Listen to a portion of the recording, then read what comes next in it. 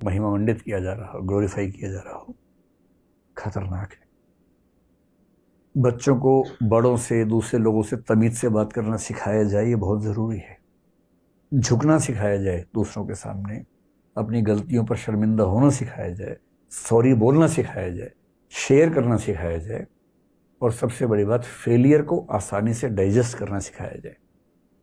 आप स्कूल में पहला रैंक ले आएंगे किसी तरह से, जब कॉलेज जाएंगे ना तो वहाँ 50 स्कूलों के टॉपर आए होते हैं एक साथ, उनमें से एक का फर्स्ट आएगा, 49 जाएंगे कॉम्प्लेक्स में।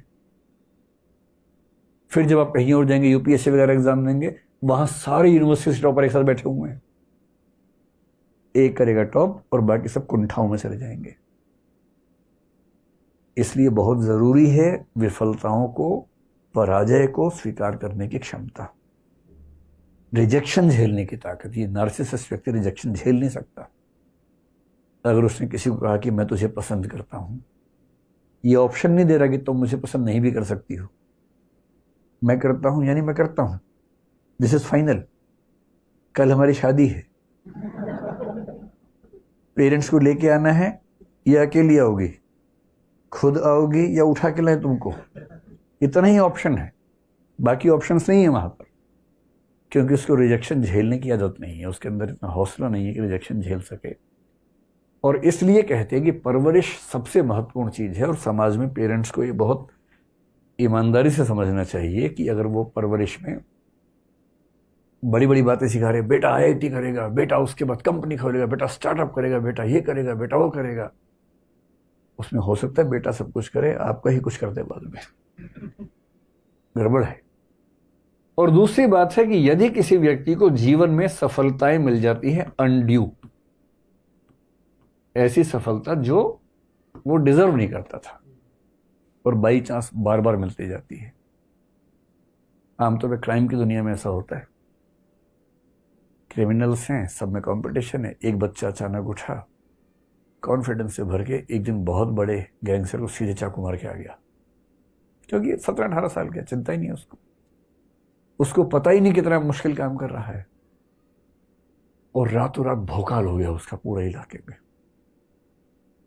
और एक दिन में 17 साल का बच्चा अचानक, मतलब सब उसका इतना सम्मान, पुलिस के लोग सलाम ठोक रहे हैं अकेले में अंधेरे में आके, बड़े बड़े अपराधी कह रहे आज से आप हमारे बॉस हैं।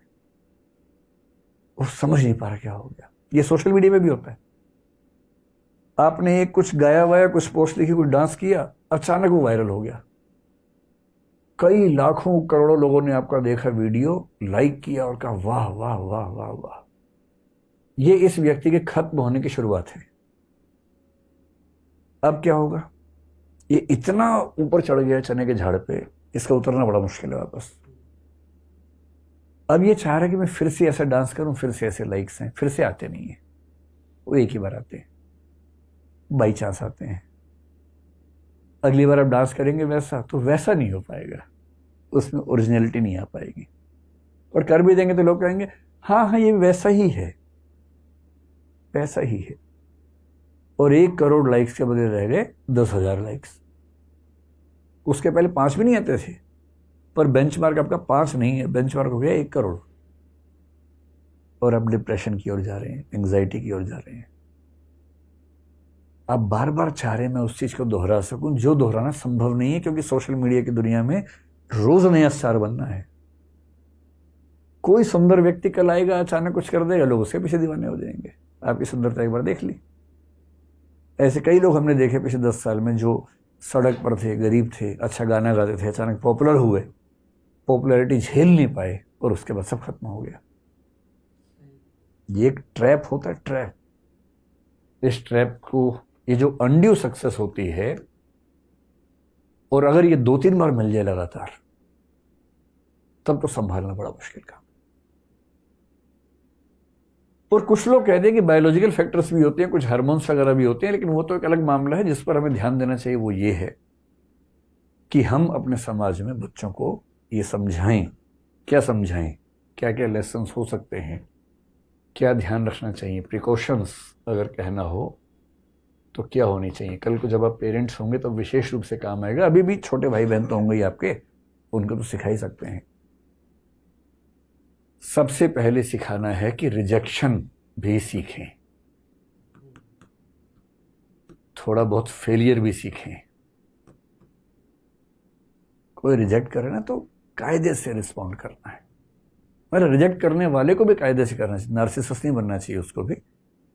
लेकिन अगर रिजेक्शन हो जाए तो ये नहीं कि अच्छा मुझे मना किया, मुझे ये नहीं, इतना ही कि अच्छा ठीक है कोई बात नहीं, एज यू विश। सबसे अच्छा तो ये होता है मस्त मौला होना चाहिए व्यक्ति को। आपने किसी को प्रपोज किया, उसने रिजेक्ट कर दिया, शिफ्ट डिलीट मारिए दिमाग से, और 4 दिन बाद कोई पूछे कि उसने रिजेक्ट किया था, याद आती है? और आप कहें कौन, किसकी, कौन है ये? अरे तू नहीं कोई और से। ऐसा क्या, इतनी बड़ी दुनिया में क्या मतलब है किसी एक व्यक्ति के बीच पागल होने से? ऐसी फेलियर सस्ता से ठीक है भाई, हर आदमी कैसे सफल हो सकता है हर चीज में? ठीक है, हमने कोशिश की, 50 बच्चे क्लास में पढ़ते हैं, मैंने कोशिश की पर मेरा 8वां रैंक आया। मैं 42 से ऊपर हूं, मैं ये भी तो देखूंगा। 7 से पीछे हूं, ठीक है, एक पक्ष ये भी है, पर 42 से ऊपर भी हूं। दोनों के बीच में मेरा सेल्फ एग्जिस्ट करता है, तो उस सेल्फ को मैं समझूंगा। तीसरी बात है कि ये वाला संस्कार की विनम्रता के साथ अपने बड़ों से और बाकी लोगों से भी, केवल बड़े ही क्यों, किसी के साथ भी पेश आने की जो तमीज है वो तमीज तो होनी चाहिए। डेमोक्रेटिक बिहेवियर का एक मतलब क्या होता है कि जब आप कुछ कहें तो आपको अपना विरोधी पक्ष सुनने की क्षमता होनी चाहिए। भाई आपकी राय से सब लोग क्यों सहमत होंगे? कोई आपको बता सके कि सर आपकी बात ठीक है पर मुझे ये बातें सहमति की नहीं लग रही आपसे। ये ना हो कि अगर ये बोला तो मैं पिटूंगा उसके बाद, नहीं, ये भरोसा हो लोगों को आपके साथ बात करते हुए कि अगर आप उनके विरोध की बात भी करेंगे तो आप शालीनता से सुनेंगे और उसमें से काम की बात को निकाल के स्वीकार भी कर लेंगे। अगर ऐसा आपके परिवार के लोग कर पा रहे हैं, बच्चे कर पा रहे हैं, तो मान के चलिए कि वो कायदे के इंसान बनेंगे, कॉन्फिडेंस से भरे हुए लोग होंगे, ना कि नार्सिसिज्म की समस्या से ग्रस्त होंगे। ये बेसिक बातचीत मैंने इसके बारे में कर ली है। अब आपके मन में जो भी सवाल हों इसको लेकर मनोविज्ञान पर, वो पूछें। कोई चिंताएं हों जो एड्रेस ना हो पाई हैं तो वो पूछिए।